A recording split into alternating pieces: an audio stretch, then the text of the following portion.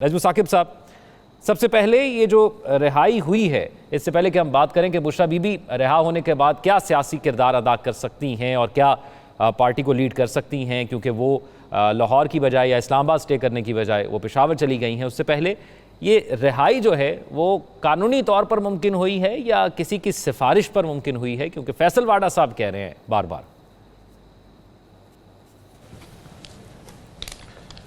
देखिए, ये कानूनी तौर पे हुई है, किसी की सिफारिश से हुई है या अल्लाह की तरफ से हुई है, इसको रखते हैं एक तरफ। असल चीज़ ये देखिएगा कि क्या बुशरा बीबी की रिहाई पीटीआई की किसी प्रोटेस्ट में थी कि जी उनको रिहा करें, उनको रिहा करें।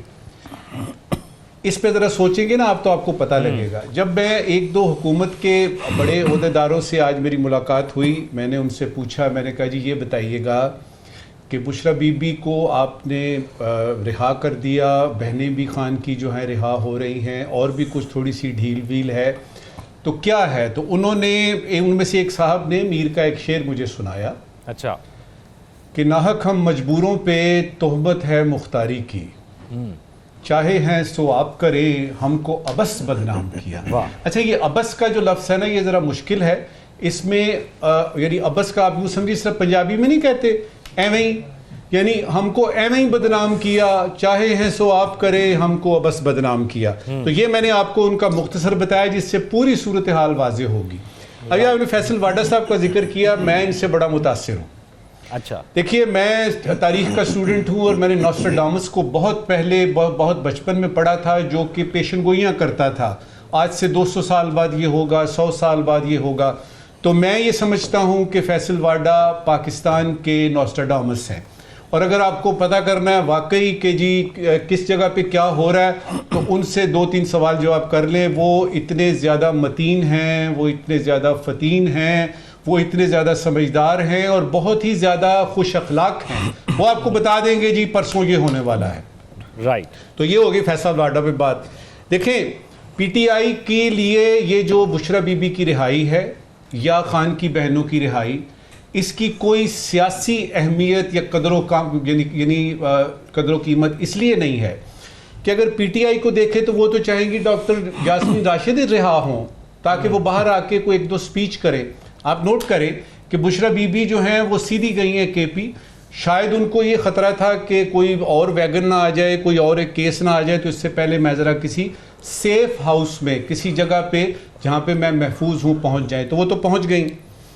अब ये जो आपने सवाल किया है, उसके जवाब में एक और चीज़ भी मेरे दिमाग में आती है, और वो ये है कि पीटीआई के अंदर जो खलफशार, जो इन फाइटिंग हमें नज़र आती रही, और पीटीआई में ये जो ख़ासतौर पे अली मीन गंडापुर साहब का इधर आना, प्रोटेस्ट करना, केपी हाउस में जाना, फिर उधर से वापस अचानक असम्बली में आ जाना, फिर बड़ी बड़ी बातें करना और टाइम फिश, ये सारा कुछ जो है इस मैदान में यानी बुशरा बीबी आ रही हैं।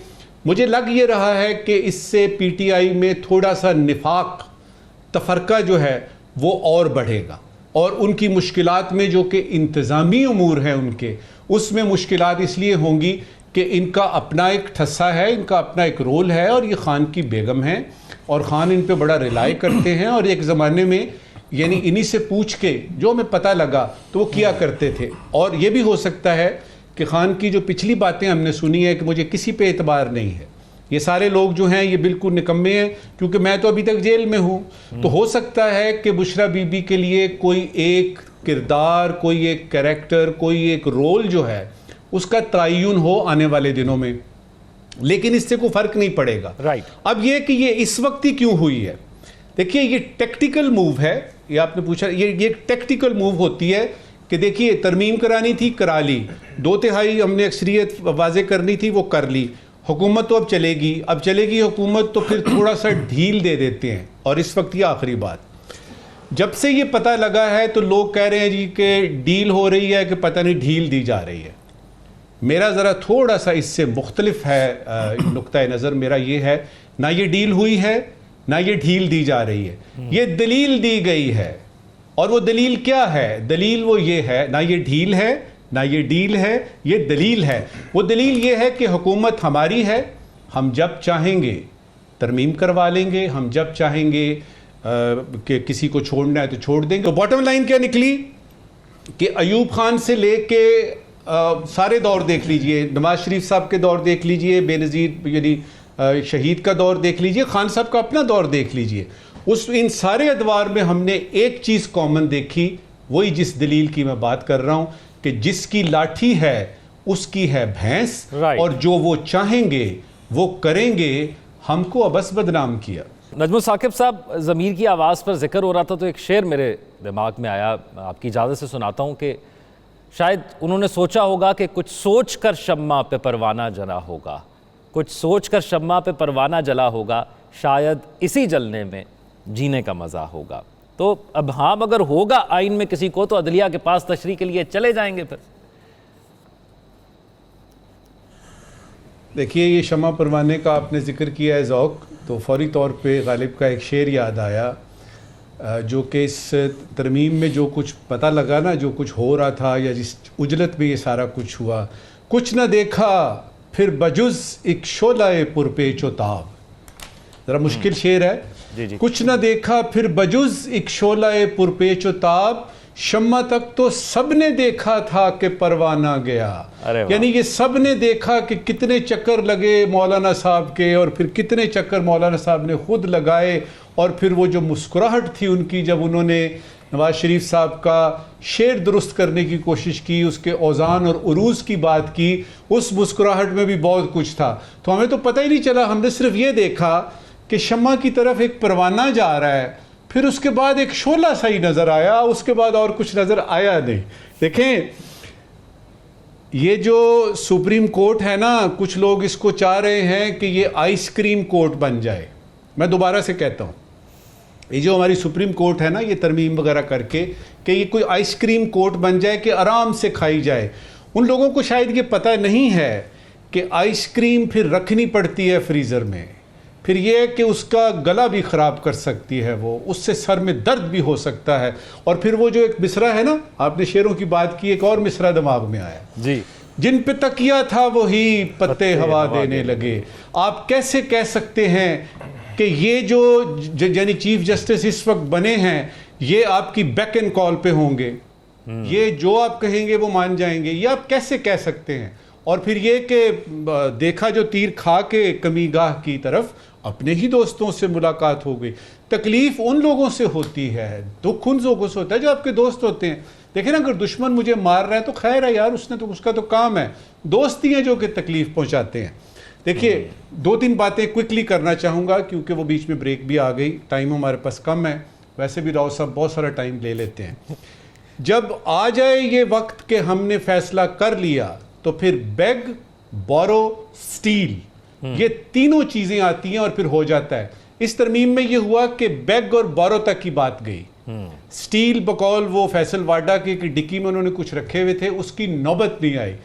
बैग उन्होंने किया, मौलाना साहब को हमने देखा बैग किया, फिर उसके बाद बोरो किया, हमने MQM को देखा कि एक वफाकी वजीर उनके पास भी गए तो बोरो किया उन्होंने उनकी हेल्प को। स्टील का मौका नहीं आया। और अब ये जो आइंदा आने वाली हमारी तरामीम का हम शुनीद है कि आ रही हैं, उसमें हो सकता है स्टील का भी काम हो। क्विकली बताऊंगा इसके दो तीन नुकसानात क्या हैं, इसने जो मसाइल पैदा किए हैं, और इसके फ़ज़ाइल क्या है। सबसे पहले ये है कि PTI के पास सवाए खामोश तमाशाई बनने के कोई ऑप्शन नहीं थी, और ये बड़ी तकलीफ की बात है। सुप्रीम कोर्ट और आईनी बेंच में एक मुस्तकिल टेंशन रहेगी जो कि शवाहिद नज़र आ रहे हैं, और ये अच्छी बात नहीं है, इससे मसाइल में इजाफा होगा। उसके बाद ये कि जो कंप्रोमाइज्ड आपकी सुप्रीम कोर्ट पहले थी, जब चीफ जस्टिस साहब पुराने तशरीफ़ लाए, जो आज उनका आखिरी दिन था यानी सर्विस का, उससे भी ज़्यादा गंभीरता इस वक्त आजकल की सुप्रीम कोर्ट में है, जो कि मुल्क के लिए ठीक नहीं है। आइन की हुर्मत जो है उसको एक मरतबा फिर से ठेस लगती है। अवाम के मसाइल में इस तरमीम के बाद अवाम के मसाइल में दिन दुगनी और रात चुगनी तरक्की होगी। दो तीन इसके फ़ज़ाइल भी हैं। साफ और खुल के पता चला कि अपोजिशन में कोई दम है ना खम है। पहली बात, हुकूमत के अगले चंद साल पक्के हो गए हैं, इस तरमीम ने जाहिर कर दिया। अब उनको कोई ये भी नहीं कह सकता कि जी आप वोट ऑफ कॉन्फिडेंस लें। भाई 2/3 अक्सरियत हमारे पास है, तो हुकूमत के कदम मजबूत हो गए। जिन्हें नवाजा जाना था वो नवाजे गए, जिन्होंने जो कमाना था उन्होंने वो उसमें कमा लिया। दुआ ये है कि जिस मकसद के लिए ये बेंच बनाया गया कि आईनी मसाइल और पार्लियामेंट्री अफेयर्स के मसले यहाँ जाएंगे, कॉन्स्टिट्यूशनल मसाइल यहाँ जाएंगे, तो जो बाकी रह जाएगी सुप्रीम कोर्ट, वो अवाम के जो इतना बैकलॉग है, इतने ज़्यादा केसेस पड़े हुए हैं, अल्लाह करे कि कोई ईद सिरातल मुस्तकीम वाली बात हो जाए, कोई सीधा रास्ता नज़र आ जाए। कम से कम इस बहाने जो सबसे बड़ा फजल होगा ना वो ये होगा कि अवाम के सारे जो पड़े हुए हैं ना केसेस, वो एक एक करके तो हल होते जाएंगे। आमीन कहिए।